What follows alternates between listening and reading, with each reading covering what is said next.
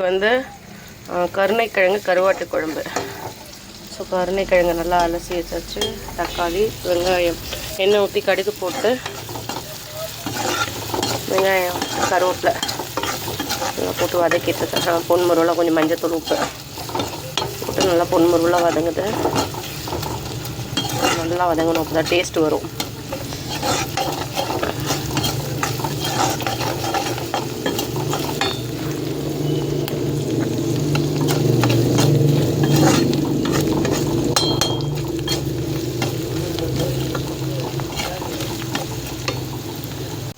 இப்படி நல்லா வதங்கணும் ஃப்ரெண்ட்ஸ்.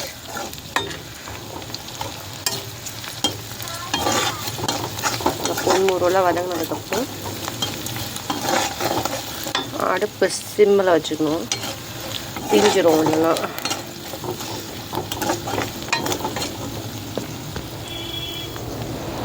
ஸோ நல்லா வதங்குது, வாசனையே தெரியுது.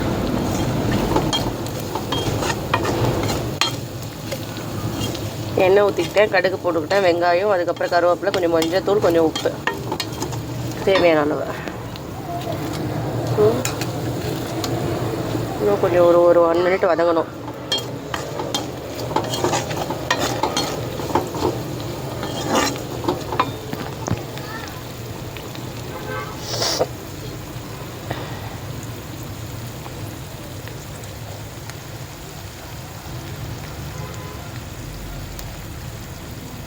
கட் பண்ணி வச்சுருக்க தக்காளி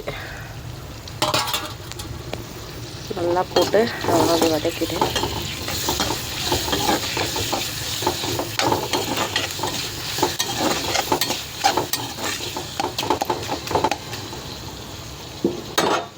நல்லா அப்படி வதக்கி ஒரு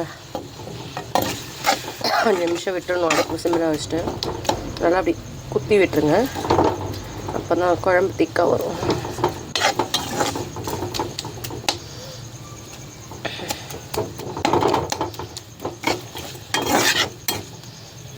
அடுப்பு நல்லா சிம்மில் வச்சுட்டு ஒரு 5 நிமிஷம் கழித்து நம்ம இது வதங்கிருக்கோம். அப்போ பார்த்தீங்கன்னா உங்களுக்கு அந்த டெக்ஸ்சர் கிடைச்சிருக்கும், கன்சிஸ்டன்சி. ஸோ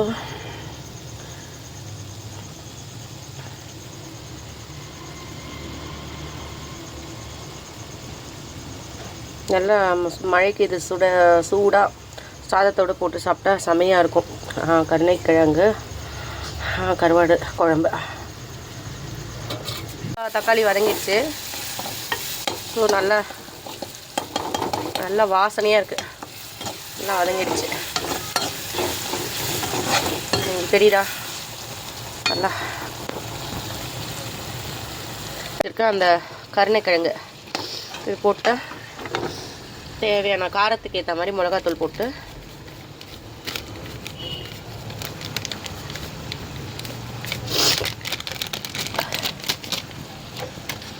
இது நல்லா கிளறி விடுங்க.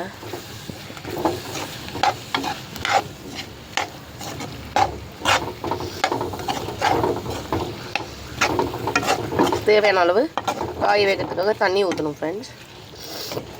நல்லா காயோட இந்த மசாலா கிளறி விடணும், அப்போ தான் அது ஊறும், ஓடாது.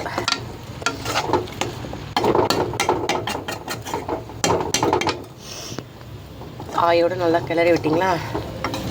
இப்போது வேகிறதுக்கு தேவையான அளவு தண்ணி ஊற்றணும் ஃப்ரெண்ட்ஸ். அப்போ தான் வந்து வேகம். ஊற்றிட்டு ஒரு 10 நிமிஷம் வேக விடணும். அதுக்கப்புறம் புளி கரைச்சி வச்சுக்கிட்டு அது ஊற்றணும் லாஸ்ட்டாக. அதுக்கப்புறம் இறக்கும் போது ஒரு 5 மினிட்ஸ் முன்னாடி கருவாடு போட்டு இறக்கணும்.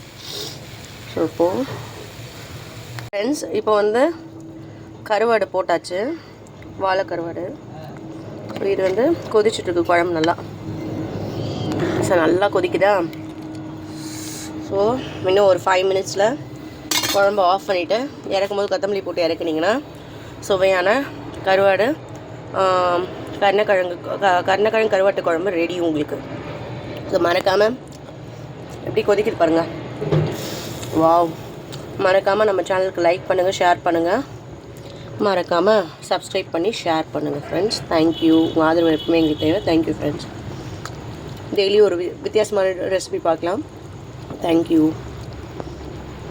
வாவ்!